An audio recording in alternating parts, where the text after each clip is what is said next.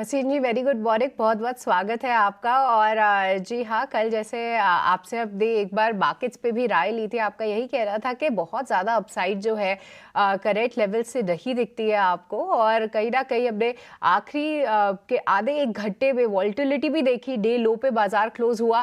क्या वो view intact है? एक बार उस पर ही आपसे अपडेट जानना चाहेंगे। हाँ, गुड मॉर्निंग सृष्टि, आपको डिम्पी। बिल्कुल all good news is getting priced इन।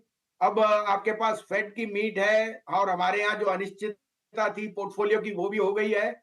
लेकिन बड़ा इवेंट होएगा बजट और मुझे लगता है वहां पे a lot of compromise will have to be made.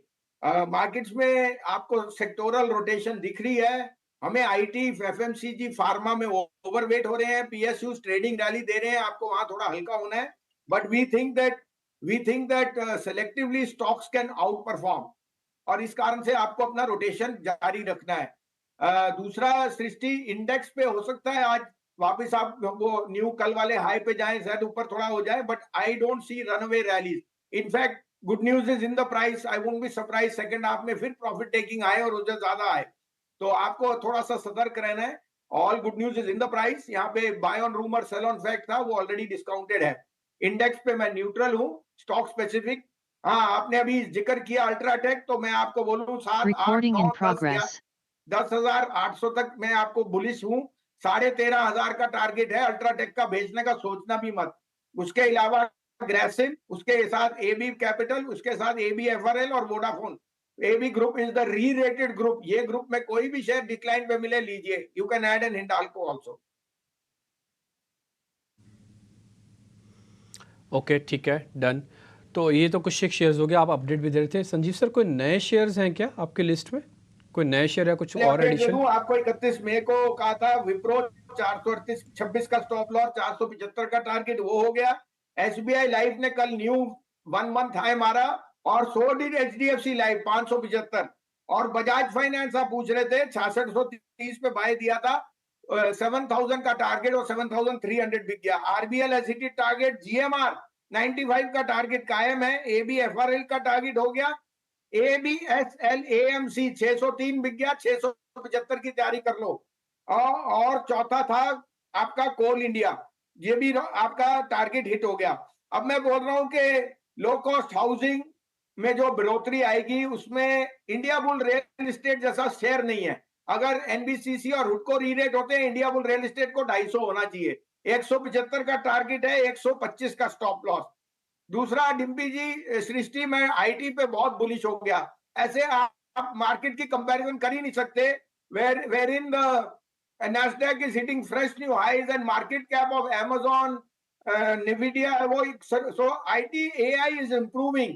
कल हमने एम्फोसिस के इस जो ब्लॉक डील हुई है उसमें पार्टिसिपेट भी किया एज अ डिस्क्लोजर, क्लाइंटों को दिलाया है 2365। ये हमें 2750 और 3000 का टारगेट दिखता है एज अ डिस्क्लोजर। अभी हम एलटी माइंड ट्री लेंगे 4840, 4740 का स्टॉप लॉस, 5000 का टारगेट।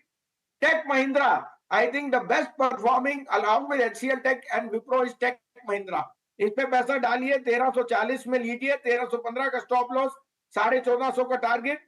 और आईबीआरई 132 में लीजिए, 125 का स्टॉप लॉस, 175 का टारगेट कम से कम। आज की कॉल्स आते हुए भसीन जी की तरफ से तो क्लियरली आईटी पे वो ओवरवेट हो रहे हैं। दो आईटी दिग्गजों पे यहाँ पे आपको नजर रखनी है, एलटीआई माइंडट्री और टेक महिंद्रा। कल एम्फेसिस पे भी कॉल दी थी, और इंडिया बुल रियल एस्टेट पर भसीन जी जो कि कैबिनेट पोर्टफोलियो एलोकेशन से जुड़े पूरे अनाउंसमेंट्स आए, क्या कोई सरकारी कंपनीज पे भी यहाँ पे नजर रखनी चाहिए? कोई खेमा जो कि इंटरेस्टिंग लगता हो आपको? तो देखिए, डिफेंस और इंफ्रास्ट्रक्चर, ये दोनों शेयरों में अभी भी वैल्यूएशन कंफर्ट है। पीएसयू बैंक्स मैं कहूंगा ट्रेडिंग में बेचिए, बिकॉज उनमें अगर आज state bank cost of deposit बढ़ा रहा है तो इसका मतलब निम्स पे प्रेशर पड़ेगा। और cost of deposit liability franchise आप देख रहे हो, क्योंकि इतना पैसा अगर सिप में जाएगा, म्यूचुअल फंड में जाएगा, तो कॉस्ट ऑफ डिपॉजिट अगर बढ़ेगा, it will cause little bit of apprehension on the NIMS. तो मैं पीएसयू बैंक से थोड़ा सा अवॉइड करूंगा, लेकिन डिफेंस और इंफ्रास्ट्रक्चर में I would say you should be invested. Bassein साहब, बहुत बहुत शुक्रिया, थैंक यू वेरी मच। आज अपने टाइम निकाला, अच्छे से बातचीत हुई, बहुत बहुत शुक्रिया इसके लिए। Thank you very much.